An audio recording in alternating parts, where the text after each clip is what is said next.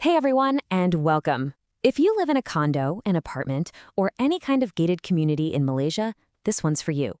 We're going to dive into a topic that can feel a bit intimidating, the financial side of strata disputes. Specifically, what happens with costs when you have to go to the tribunal?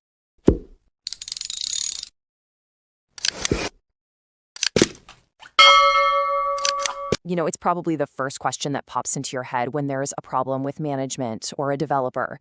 If I take this further, who actually ends up paying for it all? Is it me? Is it them? Let's get into it. All right, so the main referee in these situations is the Strata Management Tribunal, and the rulebook they use to decide who pays for what is super specific. It's called Regulation 51, and it comes from the Strata Management Tribunal Regulations of 2015. So here's the actual text of the law. Now, the two most important words here are in its discretion. That basically means the tribunal can award costs, but it doesn't have to. It's their call. And right away, you can see the rule splits these costs into two totally different categories, which is where things get really interesting. Okay, that's a bunch of formal legal language. But what does it mean for you? In the real world, let's translate this into plain English. So the regulation creates two separate buckets for costs. We've got Part A and Part B. And trust me, understanding the difference between these two is absolutely critical if you're ever in this situation. Okay, look at this. On one side, in Part A, you have expert costs. This is for professionals like a surveyor or an engineer that the case might need. But here's the key. This only covers experts that are appointed by the tribunal itself, not when you hire. And you'll notice there's no dollar limit mentioned for this part. Now, on the other side, you've got Part B, other costs. This is the general stuff, maybe filing fees, printing, things like that. And this award can go to any party involved. But, and this is a big but, this one has a very strict limit.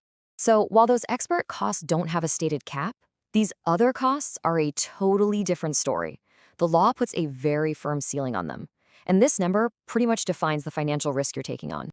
And there it is, 5,000 ringgit. That is the absolute maximum the tribunal is allowed to award for those other costs, not 1 cent more. It's a hard stop.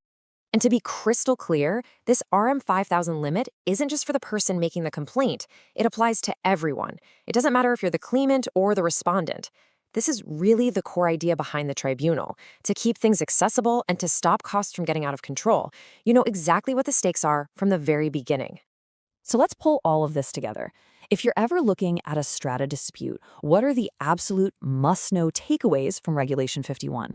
All right, here's the bottom line. First, it's always up to the tribunal. They don't have to award costs. Second, they can cover the fees for an expert they bring in. Third, they can give other costs to anyone involved. And the big one, those other costs can never ever go above 5,000 ringgit. This is what sets the financial boundary for your case right from the get-go. And that leaves us with one last thing to think about. The whole point of the RM 5000 cab is to make justice affordable and stop things from getting too expensive, which is great. But what if you're in a really long, complicated case and you were clearly right all along? Does that cap always feel fair? It's a really interesting question about balancing access for everyone against making sure the winning party is truly made whole. Something to chew on. Thanks for joining me for this explainer.